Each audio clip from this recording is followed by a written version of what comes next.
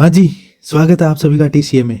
मैं कैपी चौधरी आज आप लोगों के लिए राजस्थान जीके में जो अपने टॉपिक चल रहा था भूगोल का और राजस्थान की जो किस तरीके से जो ज्योग्राफिकली उसकी जो कंडीशंस हैं, स्थिति है, कौन से जो जो बाउंड्री पे अपने पास डिस्ट्रिक्ट्स हैं, उन कौन कौन से अपने पास बाउंड्री पे स्टेट ऐसे हैं जिनसे अपनी जो सीमाएं हैं वो लग रही है, अपना कौन सा ऐसा नेबर जो कंट्री है जिससे अपना जो रेड क्लिफ नाम से जो रेखा है वो टच हो रही है। तो ऐसे पॉइंट्स के बारे में अपन ने डिस्कस किया था।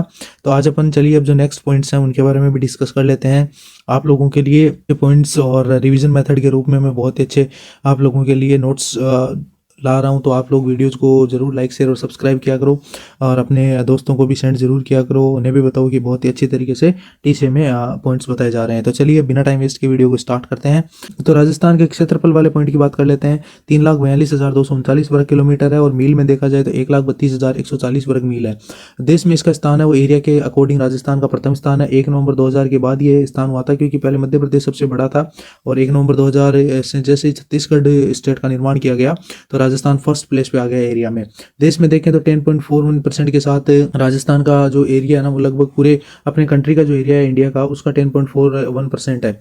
आगे बात करते हैं। नेक्स्ट यहाँ देखिए, ये तो वैसे 33 जिलों के अकॉर्डिंग है, क्योंकि मेरे नोट्स थोड़े से ओल्ड है, अपडेटेड नहीं है, लेकिन फिर भी बता देता हूँ। 41 जिलों के अकॉर्डिंग भी अगर देखें ना तो सबसे बड़े से छोटे की तरफ अगर बात करें तो जैसलमेर, उसके बाद बीकानेर, बाड़मेर, जोधपुर और नागौर। और अगर छोटे जिलों में बात करें तो धौलपुर, दौसा, डूंगरपुर, राजसमंद और प्रतापगढ़। मैंने पीछे एक वीडियो में भी आप लोगों को बता दिया था कि इसको अपन DDDRP बोल सकते हैं, ठीक है। और इधर वालों को देखें तो JBB JN, तो इस तरीके से आप याद रख सकते हैं। आगे बात करते हैं, क्योंकि कभी कभी क्या होता है कि अच्छे एग्जाम्स होती है ना आरपीएससी की, उनमें इनके सीक्वेंस के क्वेश्चंस बहुत आते हैं, तो इस तरीके से इसको आप याद रख सकते हैं। मेरे खुद के नोट्स हैं, लेकिन आपको एक चीज दिखाना चाहूंगा। यहाँ देखिए, मैंने एक नोट्स में एक पॉइंट लिखा है कथन में, राजस्थान के क्षेत्रफल की दृष्टि से देश का सबसे बड़ा राज्य है। कारण देखिए, यहाँ कारण है, कारक नहीं है। आर देखिए रीजन जो होता है ना वो राजस्थान के क्षेत्रफल की दृष्टि से सबसे बड़े जिले अधिकांशतः पश्चिमी भाग में स्थित है। आप लोगों को मैं एक चीज और बताऊंगा, यहाँ नीचे ऑप्शन देखिए आप क्या कर रहा है। ए व आर दोनों सत्य हैं, आर ए की व्याख्या करता है। ए व आर दोनों सत्य हैं, आर ए की व्याख्या नहीं करता है।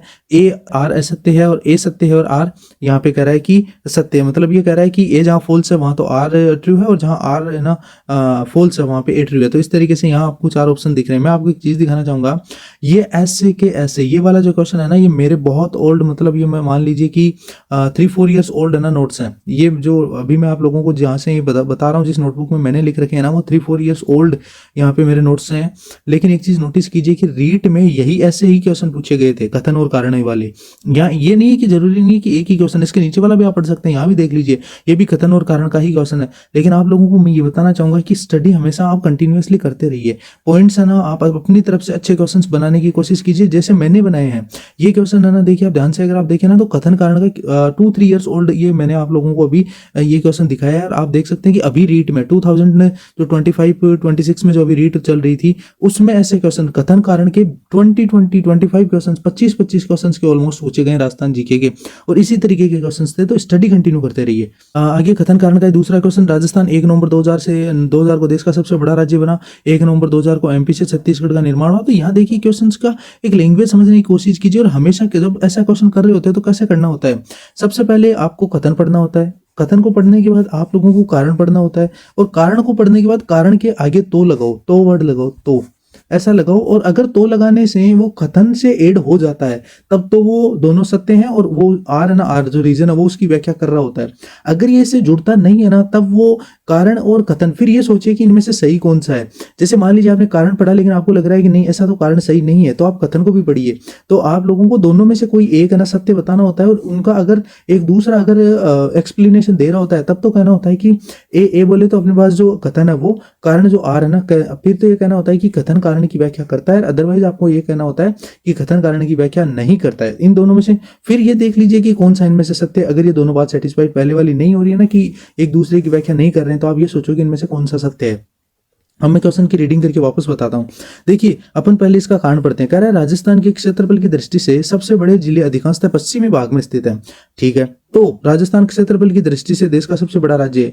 एक बात मुझे आप बताइए कि राजस्थान के क्षेत्रफल की दृष्टि से जो अधिकांशतः जिले पश्चिमी भाग में स्थित है, इस बात का राजस्थान के क्षेत्रफल की दृष्टि में अधिकतम होने से क्या लेना देना है? हो सकता है कि राजस्थान में भी पूर्वी जिले में बहुत छोटे हो, तो फिर एरिया में उससे क्या लेना देना है कि भारत में ये देश में प्रथम स्थान पर है या नहीं है। अब देखिए यहाँ जो ये नीचे वाला क्वेश्चन है, इसका कथन कांड पढ़ते हैं। पहले कारण पढ़ो। 1 नवंबर 2000 को एमपी से छत्तीसगढ़ का निर्माण हुआ, तो राजस्थान 1 नवंबर 2000 को देश का सबसे बड़ा राज्य बना। अगर ये 1 नवंबर 2000 से अगर एमपी है ना, छत्तीसगढ़ से एमपी से अगर छत्तीसगढ़ का निर्माण नहीं होता ना, तो ये राजस्थान सबसे बड़ा अपने पास राज्य नहीं होता। किसकी दृष्टि से? एरिया की दृष्टि से। इसका मतलब ये बात सेटिस्फाई हो रही है। तो इस तरीके से क्वेश्चन का आंसर करना होता है। चलिए आगे बात करते हैं। यहाँ देखिए आगे मुझे लग रहा है ऐसे क्वेश्चंस पूछे जा सकते हैं। मैं पहले बता रहा हूँ कि जितने नोट्स हैं बहुत इंपॉर्टेंट हैं। अगर कोई मेरा छोटा भाई बहन या अगर कोई जानकार दोस्त कोई भी अगर बच्चा अगर इन नोट्स को पढ़ रहा है, तो बढ़िया तरीके से आप अपनी एक नोटबुक डाल लीजिए, उनमें जो मैं पॉइंट्स बता रहा हूँ उनको राइट करते जाइए। कई बार मैं आप लोगों को लक्ष्य राजस्थान या फिर पार्थ या जो अलग बुक्स आती है उनके अगर नोट्स बताऊँ, तो उनमें भी मैं जो पॉइंट बताऊँ उनको नोट कर लिया करो। लगभग क्वेश्चन इसी तरीके से रिपीटेड रहते हैं। यहाँ देखिए जैसलमेर धौलपुर के बीच में है ना, ये देखिए क्वेश्चन में रिलेशन किस तरीके से मैंने बना रखा है। देखिए कई बार पूछा जाता है जैसलमेर धौलपुर से 6.66 गुना बड़ा है, मतलब इतना गुना बड़ा है। फिर आगे देखिए धौलपुर जैसलमेर का मतलब धौलपुर है ना जैसलमेर का 7.9% है। राजस्थान जैसलमेर से 8.9 गुना बड़ा है। जैसलमेर राजस्थान का 11.22% हिस्सा रखता है। राजस्थान धौलपुर से 112.8 गुना बड़ा है। मैं नहीं कह रहा हूँ कि आपको ये हर एक पॉइंट याद हो जाएगा, ये बिल्कुल नहीं कह रहा हूँ, लेकिन एक बार भी आपका अगर पढ़ा हुआ होता है तो वहां अपन को ऑलमोस्ट याद आ जाता है कि हाँ यार ये इसका नियरेस्ट ऑप्शन सही हो सकता है। धौलपुर राजस्थान का 0.88% हिस्सा रखता है। तो इस तरीके से पॉइंट आपने देखने। आगे देखिए क्वेश्चन है कि राजस्थान के क्षेत्रफल का 1% से भी कम वाला जिला कौन सा? अब वहां पर तो चलो आपको ये पॉइंट तो मतलब याद नहीं रहा कि धौलपुर का राजस्थान में 0.88% हिस्सा है, लेकिन जैसे मान लो ऐसे क्वेश्चन आ जाए ना कि क्षेत्रफल की दृष्टि से 1% से भी कम ऐसा कौन सा है जो जिला राजस्थान में है, तो आप कह सकते हो कि बिल्कुल धौलपुर है, क्योंकि मुझे ऐसे हल्का हल्का याद आ रहा है कि 0.88% था। तो ये कुछ इस तरीके से मेमोरी याद करने के लिए भी होता है। राजस्थान का एकमात्र जिला जो 10% से भी बड़ा हिस्सा रखता है, तब वो आंसर हो जाएगा जैसलमेर। राजस्थान की जो सीमा है उसका जो अपन बात कर लेते हैं किस तरीके से निर्धारण हो रखा है, इसके बारे में मैंने आपको ऑलरेडी बता तो दिया था, लेकिन फिर भी थोड़ा और सुन लीजिए। उत्तर पश्चिम में तो अपने पास पाकिस्तान से लगती है 1070 किलोमीटर है। फिर उत्तर में पंजाब से लगती है, सबसे छोटी जो सीमा बनाती है पंजाब से 89 किलोमीटर की। उत्तर पूर्व में हरियाणा से 1260। और अब तो अब उस वहाँ तो मैंने आपको इससे पीछे वाली वीडियो में तो जो डिस्ट्रिक्ट्स है ना कि जैसे हनुमानगढ़ है, झुंझुनू है, झुंझुनू है, सीकर है, उसके बाद अपने पास खेड़तल तिजारा है, कोटपुतली बहरोड है, डीग है, अलवर है, उनके तो मैंने आप लोगों को सीक्वेंस भी बताई थी किस तरीके से कौन सा जिला एक दूसरे को टच कर रहा है। यहाँ देख लीजिए पूर्व में बात करते हैं उत्तर प्रदेश से, तो पहले 2 जिले थे, मैंने आपको वहाँ एक्सप्लेन किया था कि अब 3 जिले हो गए। नए जिले बनने के बाद डीग भी ऐड हो गया है। पहले तो सिर्फ अपने पास धौलपुर और भरतपुर 2 ही जिले थे जो किससे सीमा बना रहे थे, उत्तर प्रदेश से, लेकिन अब एक और जिला ऐड हो गया, और वो कौन सा है? वो अपने पास है जो अभी बताया डीग। आगे देखिए दक्षिण पूर्व में बात करें तो मध्य प्रदेश सर्वाधिक 1600 याद करना है आप लोगों को कि अपने पास धौलपुर से स्टार्ट होते हुए उसके बाद करौली, ये सवाईमाधोपुर, करौली, उसके बाद इधर की तरफ देखें तो कोटा, झालावाड़ से सबसे 560 किलोमीटर के आसपास सबसे लंबी सीमा लगती है। उसके बाद आप लोगों को वापस देखना है कोटा, फिर यहाँ पे चित्तौड़गढ़, फिर इधर की तरफ आए तो जो प्रतापगढ़ है, बांसवाड़ा है। तो इस तरीके से ये जिलों का भी आप लोगों को थोड़ा सा सीक्वेंस याद रखना है। आगे देखिए नेक्स्ट की बात करते हैं। नेक्स्ट में ये कह रहे हैं कि मध्य प्रदेश के बाद अपने पास कौन है? गुजरात। तो गुजरात से आपको पता है 1022 में से भी आपको याद रखना है कि बांसवाड़ा, इधर डूंगरपुर, उदयपुर, और उसके बाद जालोर और बाड़मेर, ये वाले जिले हैं जो किससे सीमा साझा करते हैं? अपने पास सिरोही भी आएगा इनमें, तो वो किससे सीमा साझा करते हैं? वो अपने पास करते हैं गुजरात से। तो इस तरीके से आप लोगों को ये पॉइंट्स याद रखने हैं। एक चीज़ और बताऊंगा कि कई बार अभी जैसे मैंने कहा कि रीट में क्वेश्चन आया था कि कौन सा जिला इनमें से, मतलब ग्रुपिंग दे रखी थी वहाँ, जैसे इस तरीके से दे रखा था। इधर आपको 2 जिलों के नेम दे रखे थे, जैसे मान लीजिए आपको दे दिया कि बांसवाड़ा और एक जालोर दे दिया, फिर बांसवाड़ा के साथ एक आपको झालावाड़ भी दे दिया। तो एक साइड में तो बांसवाड़ा ये, अब आपको ये पता है कि मान लो बांसवाड़ा की सीमा मध्य प्रदेश से भी लगती है, बांसवाड़ा की सीमा गुजरात से भी लगती है, यानी एमपी से भी लग रही है और अपने पास गुजरात से भी लग रही है। तो आप लोगों को कंफ्यूज नहीं होना है। फिर आप ये भी सोचो कि यार जालोर की थोड़ी सी कंडीशंस भी याद रखनी कि जालोर है ना एमपी के टच में तो नहीं है, लेकिन जालोर किसके टच में है? गुजरात के टच में है। तो ये ग्रुपिंग जहां मैच हो रही है ना उसके अकॉर्डिंग उसके बाद नीचे वाले चारों ऑप्शंस को मैच करके आंसर राइट करने हैं। नेक्स्ट देखते हैं। नेक्स्ट देखिए अंतर्राष्ट्रीय सीमा की बात कर लेते हैं। रेड क्लिफ अभी बताया 1070 किलोमीटर है, और ये रेड क्लिफ मोदी समिति के आधार पर 14 से 17 अगस्त 1947 को इसका निर्धारण किया गया था। हिंदुमल एक चीज़ और बताना चाहूँगा, अगर मान लो किसी को ये याद नहीं हो रहा है ना कि राजस्थान और पाकिस्तान में किस तरीके से सीमा का निर्धारण हुआ है, ये सब कुछ तो सोनी लिव जो अपने पास एक ऐप है उसके ऊपर अभी एक फाइल्स 1947 नाम से एक बहुत ही अच्छी सीरीज आई है, वो आप लोगों को जरूर वॉच आउट करनी चाहिए। फाइल 1947 यानी 1947 की फाइल से रिलेवेंट है, जिसमें बहुत ही अच्छी एक्टिंग की गई है सभी के द्वारा, सरदार वल्लभ भाई पटेल की, जवाहरलाल नेहरू की, इसके अलावा वीपी मेनन की, नरसिंह जो वो अपने पास एनवी गोडगिल थे उनकी, इसके अलावा जो अपने यहाँ पे जो जोधपुर के राजा थे हणवंत सिंह उनकी। तो बहुत ही अच्छी तरीके से सोनी लिव में बहुत अच्छी तरीके से एक्सप्लेनेशन महात्मा गांधी का बहुत अच्छा एक्ट किया गया है। वो जरूर आप वॉच आउट करोगे ना तो आपको ऑलमोस्ट ना 1947 के आसपास का जितना राजस्थान इंडिया का जो कंडीशंस थी ना वो बहुत अच्छी तरीके से याद हो जाएगी। चलिए आगे बात करते हैं। मैं कोई यहाँ पे किसी तरीके का एडवर्टाइजमेंट नहीं दे रहा हूँ, लेकिन फिर भी आप लोगों को थोड़ा सा हल्का सा बता रहा हूँ कि अगर आप कोई मान लो इंटरेस्टेड हो, बच्चा देखना चाहे या कोई भी मेरा छोटा भाई बहन अगर देखना चाहे तो बिल्कुल देख सकता है। आगे बात करते हैं। देखिए जो इसका निर्धारण होने के बाद इसको निर्धारण किया गया था हिंदूमल गंगानगर से लेकर के बकासर बाड़मेर तक। बाड़मेर भी ऐसा अपने पास एक जिला है जो गुजरात के साथ भी सीमा साझा करता है और एक पाकिस्तान के साथ, तो ये अंतर्राष्ट्रीय और अंतर्राज्यीय दोनों सीमा साझा करता है। वैसे ही अपने पास एक जिला गंगानगर भी है, वो भी अंतर्राष्ट्रीय भी और अंतर्राज्यीय दोनों सीमा साझा करता है। आगे देख लेते हैं। अब वैसे देखा जाए तो इस वाली चीज में भी एक नया अपडेट आ गया। अंतर्राष्ट्रीय जो सीमा पर जो जिले हैं ना उनमें गंगानगर 210 किलोमीटर, बीकानेर 168, जैसलमेर 464 और बाड़मेर अपने पास 228। लेकिन इसमें एक और बताना चाहूंगा, इसमें एक नया जिला और ऐड हो गया है। अगर किसी बच्चे को पता हो तो वो बता सकता है, बाकी मैं बता ही देता हूँ। फलोदी जिला ऐड हो गया है। तो ये भी याद रखना है कि 5 जिले हो गए जो अंतर्राष्ट्रीय सीमा को टच कर रहे हैं। तो एक पॉइंट तो ये याद रखना, साथ में ही अभी तक ये पूरी तरीके से क्लियर नहीं हो पाया कि फलोदी कितना किलोमीटर उसकी जो बाउंड्री उसको टच कर रहा है, इसलिए मैं भी आपको बता नहीं पाऊंगा। आगे देखिए, ये वाले पॉइंट्स मैंने पिछले वीडियो में आपको अच्छे से बता दिए थे कि सबसे नज़दीक जिला मुख्यालय गंगानगर का है, सबसे दूर जिला मुख्यालय धौलपुर का है, सबसे नज़दीक अगर संभाग जिला मुख्यालय देखें तो वो अपने पास बीकानेर का है, और अंतर्राष्ट्रीय देख लीजिए यहाँ आराम से, अंतर्राष्ट्रीय सीमा के नज़दीक जिला मुख्यालय गंगानगर का है। तो ये पॉइंट्स तो सेम ही है ऑलमोस्ट। और देखिए फिर आगे अगर अपन बात करें तो अंतर्राष्ट्रीय सीमा की लंबाई, जो अंतर्राज्यीय जो सीमा है सॉरी उसकी लंबाई 4850 है, जो अपने पास गंगानगर हिंदूमल कोट से लेकर बकासर बाड़मेर तक है। राजस्थान में जो सीमा टच करने वाले जिले हैं तो उनके बारे में ये पूरे आराम से यहाँ सीक्वेंस वाइज दे रखा है। तो वो आप मेरे पिछले वीडियो में देख लेना। अभी मैं थोड़ा सा वीडियो लेंथी हो रहा है तो उसको ध्यान में रखते हुए नए पॉइंट्स और बता देता हूँ। यहाँ पे जो ये नीचे पॉइंट दे रखा है ना वो बहुत इंपॉर्टेंट है, लेकिन उससे पहले भी थोड़ा सा मैं एक चीज़ और बताना चाहूँगा कि राजस्थान के 2 स्थानों पर स्थित जिले हैं ना उनमें अब पहले अजमेर भी था। ध्यान से सुनना, ये अजमेर भी पहले था। चित्तौड़गढ़ तो है ही है, क्योंकि चित्तौड़गढ़ का तो एक तो खुद चित्तौड़गढ़ वाला हिस्सा और दूसरा आपको बताइए जो परमाणु जो ऊर्जा संयंत्र वाला अपने पास है ना रावत भाटा, वो चित्तौड़गढ़ से अलग होकर के कोटा की साइड में है। जहां आपको याद रखना है कि वो एक ऐसा जिला है जो अब टूट करके अलग हो रखा है। अजमेर भी था पहले, लेकिन अब अजमेर टूट के अलग होने वाले जिलों में से नहीं है। और दूसरा 2 बार अंतर्राज्यीय सीमा बनाने वाले जिलों में कोटा और चित्तौड़गढ़ अभी भी हैं। चलिए, तो यहाँ पे थोड़ा सा ये अपडेट हो गया है कि ये अजमेर अब नहीं रहा है, चित्तौड़गढ़ याद करना है आपको। देखिए आकृति के आधार पर जो क्वेश्चन है ना वो पूछा गया है। मैं एक बार फिर आपको बताना चाहूंगा कि रीट 2025 के जो पेपर हैं उसमें एक बार फिर यहाँ से क्वेश्चन पूछा गया है। देखिए किस तरीके से पूछा गया है। हनुमानगढ़ी की जो आकृति है ना वो सोफे नुमा है। सोफे नुमा अपन जिसपे बैठते हैं ना एल टाइप वाली है, ठीक है। आगे देखिए, जो सीकर है उसकी आयताकार है, पहले नुमा है, मतलब ऐसे कटोरी टाइप अपना सीकर जिला है, ठीक है। बीच में से हल्का सा पतला होकर वापस इधर, यह इधर हमारे साइड वाला एरिया है, इधर नीम का थाना वाला है और बीच में खुद सीकर है, ठीक है। आगे देखिए, और दूसरी आगे और बात करते हैं तो जोधपुर की जो आकृति है वो कछुआ या मयूर नुमा है, मतलब ऐसा होकर के कुछ इस तरीके से है ये इसकी आकृति। तो ये मतलब कछुआ नुमा, मतलब ऐसे ऊपर से कछुआ की तरह ऊपर उठा हुआ है। आगे बात कर लेते हैं, जालोर है वो व्हेल नुमा है। व्हेल नुमा बोले तो इस तरीके से पंख वगैरह सा होकर के कुछ बना रखा है, ऐसा हल्का सा अगर आप देखें जालोर को तो ऐसा कुछ है, पंख से है होकर के इस तरीके से एक आकृति बन रखी है। नेक्स्ट अगर आप बात करना चाहें तो अजमेर त्रिभुजाकार है ही है, बिल्कुल बहुत ही अच्छी बात है। तो अजमेर है ना वो एकदम ट्रायंगल की शेप में बना हुआ है ऐसे, ठीक है। नेक्स्ट बात करें तो भीलवाड़ा आयताकार है और टोंक वो वर्गाकार है। वर्गाकार बोलें तो टोंक इस तरीके से सर्कल नुमा है, इसी तरीके की आकृति है। अगर आप रियल उस वहाँ पे भी देखना चाहें तो मानचित्र में आप मानचित्र बैठ के आराम से देख सकते हैं। और जो अपने पास भीलवाड़ा है ना उसमें इस तरीके से आकृति है, और इसमें आजकल शाहपुरा अलग करने के बाद ये आकृति थोड़ी चेंज हो गई है, तो इनके नए जो आकृति नियम है वो अभी तक आए नहीं है। आगे देखिए, राजस्थान के भौतिक प्रदेश की बात कर लेते हैं।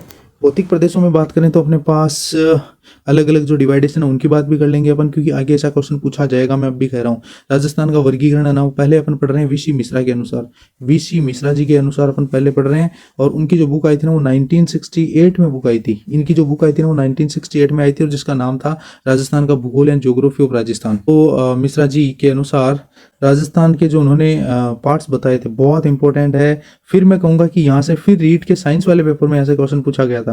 क्या पूछा गया था, वहां जो क्वेश्चन है वो डिलीट होगा, क्योंकि उसमें जो BSHW और BWHW जो कोपेन के BWSW सॉरी कोपेन के अनुसार जो वर्गीकरण था ना, उसका थोड़ा सा सही प्रारूप नहीं दे रखा था, क्योंकि ऐसा कोई भी ऑप्शन नहीं था जो प्रॉपरली मैच हो रहा था।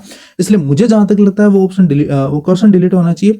बाकी तो देखो अपन सबकी किस्मत है, कोई दिक्कत नहीं है। तो अपन थोड़े से अब इस वाले पार्ट की बात करते हैं। वीसी मिश्रा जी के अनुसार है ना, पहले अगर अपन बात करें तो उन्होंने पहला जो पार्ट दिया वो नहरी क्षेत्र दिया, और आपको पता ही होना चाहिए नहरी है ना, यहाँ गंगा नहर भी और इंदिरा गांधी नहर भी है। तो इस वाले पोर्शन में गंगा नहर और इंदिरा गांधी नहर की वजह से नहरी। अब मैं एक चीज और बताना चाहूंगा कि ये जो मानचित्र है ना, वो मैंने कहीं से कॉपी नहीं किया है, ये मेरा खुद का ही ड्रॉ किया गया मानचित्र है, जो राजस्थान के मैप से, मतलब बिना मैप देखे हुए ही इस तरीके से मेरा खुद का ही बनाया हुआ मानचित्र है। और उसके बाद इसी तरीके से पार्टीशन मैंने खुद ने बनाए हैं। अपन जितना ज्यादा अपने हैंड रिटन नोट्स बनाएंगे ना, वो उतना ही ज्यादा इजी होता जाएगा टॉपिक। अब देखिए यहाँ पे आगे बात करते हैं। तो पहला नहरी नहरी क्षेत्र, आप भी वीडियो को पॉज करके आराम से ये डायग्राम रोक के बढ़िया तरीके से खुद इस तरीके से ड्रॉ करो, इतना इंटरेस्टिंग लगेगा बाद में आपको। देखो 5-7 डायग्राम बनाओगे तब तक तो थोड़ा हार्ड लगेगा कि यार बार बार क्या बना रहा हूँ, लेकिन मैं आपको अभी दिखाऊंगा। ऐसे बहुत सारे मैंने डायग्राम बना करके, जैसे वीसी मिश्रा का अलग डायग्राम बनाया, कोपेन का अलग बनाया, थानवेट का अलग बनाया, तो सबके मैंने अलग अलग डायग्राम। इसके अलावा आगे जब नदियों का पार्सन आएगा, फिर झीलों का आएगा, तो मैंने हर जगह डायग्राम बना रखे हैं। देखिए याद करना इजी हो जाता है थोड़ा सा। नहरी अगर क्षेत्र की बात करें तो पहला जो गंगानगर और हनुमानगढ़ का एरिया, उसको नहरी क्षेत्र उन्होंने नाम दिया। दूसरा शुष्क मरुस्थल, जो जैसलमेर और बीकानेर का थोड़ा सा हिस्सा, यहाँ पर जोधपुर का हिस्सा, बाड़मेर का हिस्सा, इनको इंक्लूड किया। अर्ध शुष्क में अगर बात करें तो अपने पास जालोर और बाड़मेर और सिरोही का थोड़ा हिस्सा। अरावली में बात करें तो सिरोही, उदयपुर, इधर वाले जो पोर्शन है उनको इंक्लूड किया था उन्होंने। तो ये तो हो गए 4 हिस्से। देखिए मैं काउंटिंग लगा रखी है। नहरी पे पहला, शुष्क पे दूसरा, अर्ध शुष्क तीसरा, अरावली चौथा, पांचवा पूर्वी मैदान उन्होंने हिस्सा बनाया था, जो इधर वाला अपने पास पूर्वी राजस्थान था। छठवां उन्होंने चंबल बीहड़ बनाए थे। ये देखिए मैंने यहाँ आराम से बीहड़ बना रखे हैं। देखिए बीहड़ समझने के लिए यहाँ इस तरीके से लाइनिंग कर रखी है कि बीहड़ को शो कर रहा है। और सातवां जो उनका हिस्सा था ना, वो यहाँ अलग अलग पोर्शन में मैंने ड्रॉ कर रखा है कि किसी को प्लस से, किसी को इस तरीके से, किसी को सर्कल से। तो मैंने आप लोगों को वीसी मिश्रा जी के अनुसार जो 7 पार्ट्स थे, नहरी क्षेत्र, शुष्क मरुस्थल, अर्ध शुष्क मरुस्थल, अरावली, पूर्वी मैदान, चंबल बीहड़ और दक्षिण पूर्वी औद्योगिक प्रदेश, इन सब के बारे में बता दिया है। आगे बात करते हैं। आगे देखिए दूसरे व्यक्तित्व रहे हैं जिन्होंने राजस्थान के जो अपने पास मानचित्र है उसके अकॉर्डिंग जो अपने पास अलग अलग भौतिक प्रदेश हैं, उन सब का जो डिवाइडेशन किया, वो दूसरा बंदा था रामलोचन मोदी। रामलोचन मोदी ने 1971 में राजस्थान को 2 प्रदेशों में, 4 भागों में और 12 उपभागों में बांटा गया है। एक बार ये क्वेश्चन जरूर पूछा जा चुका है कि रामलोचन मोदी के अनुसार राजस्थान को कितने उपभागों में बांटा गया है। तो ये उपभाग वाला पूछा जा चुका है कि 12 उपभागों में विभाजित किया था। तो आगे याद रखना है 4 भाग और 2 प्रदेशों में भी डिवाइड किया था। उसके बाद अब जो अपने पास नेक्स्ट पॉइंट है वो है एच.एम. सक्सेना, जिनका नाम था हरि मोहन सक्सेना। एच.एम. सक्सेना की बात कर लेते हैं। 4 भागों में धरातल की बनावट के अनुसार 1994 में राजस्थान का डिवाइडेशन किया था। ये वैसे इंपॉर्टेंट भी है पॉइंट। क्यों इंपॉर्टेंट है?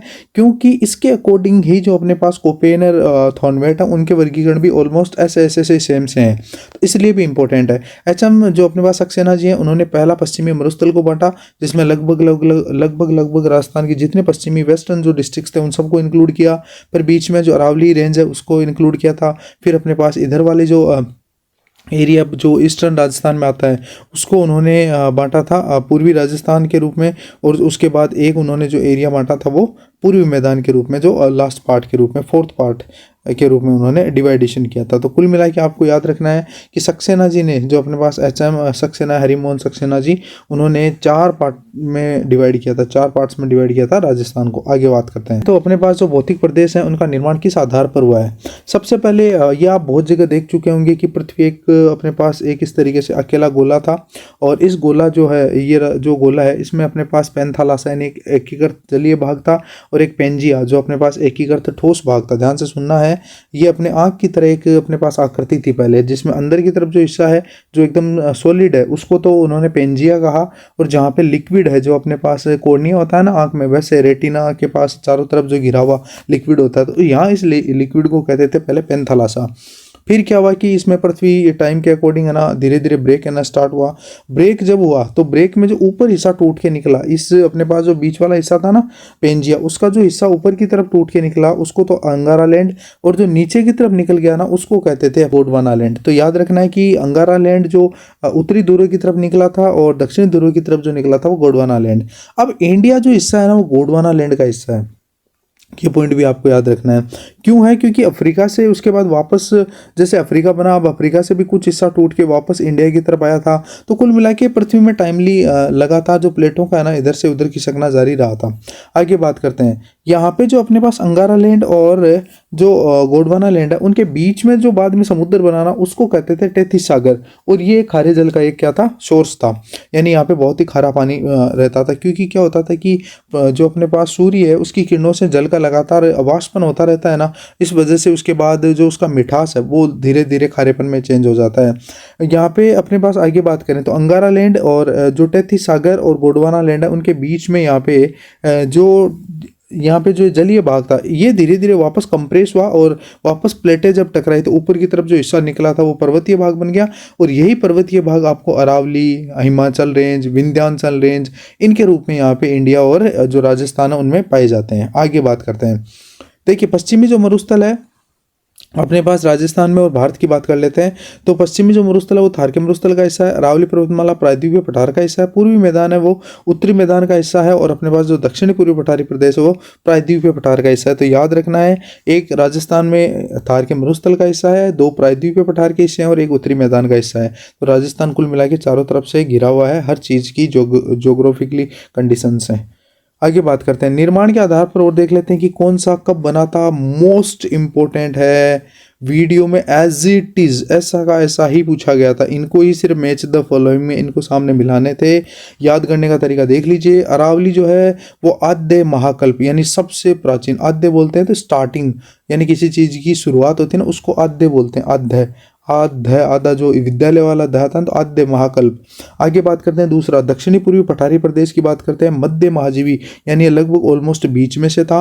पूर्वी मैदानी नवजीवी महाकल्प था, यानी इसके बाद बना हुआ है। और लास्ट में जो सबसे नया पूछा जा सकता है आपको कि पश्चिमी मरुस्थल है ना, वो सबसे नवीन राजस्थान में सबसे नया हिस्सा है। अरावली सबसे पुराना है। अरावली वैसे कहा जाए तो दुनिया की भी ओल्डेस्ट जो माउंटेन्स रेंज है ना उनमें से है। और अभी रीट में क्वेश्चन अरावली का एक बार फिर बता रहा हूँ आया था। वहां पूछा गया था कि अरावली किस तरीके का पर्वत है, और वहां ऑप्शन में जो आंसर था ना वो अवशिष्ट सही सेट हो रहा था। बाकी तो 3 ऑप्शन थे वो बिल्कुल ही मैच नहीं हो रहे थे। याद रखना है अवशिष्ट पर्वतमाला है, क्योंकि इसकी पहले हाइट लगभग 3000 मीटर के आसपास थी, लेकिन अब धीरे धीरे औसत जो हाइट है ना वो इसकी कम होकर लगभग 950 के आसपास आ चुकी है, यानी लगातार कम होती जा रही है। तो इतने पॉइंट्स आज अपन ने डिस्कस किए, जिनमें अपन ने ज्योग्राफिकली बात की और राजस्थान की स्थिति क्या है उन पॉइंट्स के बारे में डिस्कस किया। राजस्थान में किस तरीके से पर्वतों का निर्माण हुआ है और बाकी पॉइंट्स के बारे में भी अपन ने डिस्कस किया। एच.एम. सक्सेना जी के बारे में डिस्कस किया। वी.सी. मिश्रा जी के बारे में डिस्कस किया कि उन्होंने किस तरीके से राजस्थान की जो जोग्राफिकल कंडीशंस हैं उनके बारे में बताया है। नेक्स्ट भी मैं आप लोगों के लिए कंटिन्यूसली अच्छे वीडियोज़ लाता रहूँगा। आप इसी तरीके से टीसीए को प्यार स्नेह और सपोर्ट देते रहिए, अपने दोस्तों के साथ वीडियोज़ को शेयर करते रहिए। लास्ट में आप लोगों को यही कहूँगा कि बिलीव इन योर सेल्फ, यानी अपने आप में भरोसा रखिए। इसी तरीके से आप टीसीए पे भरोसा बनाए रखिए और अपना प्यार स्नेह और सपोर्ट दिखाते रहिए। आप लोगों के लिए मैं अच्छे अच्छे वीडियोस लाता रहूँगा। हंसते रहिए, मुस्कुराते रहिए और अपने आसपास क्लीन इंडिया, स्वच्छता का पूरा ध्यान रखिए। Thank you all of you.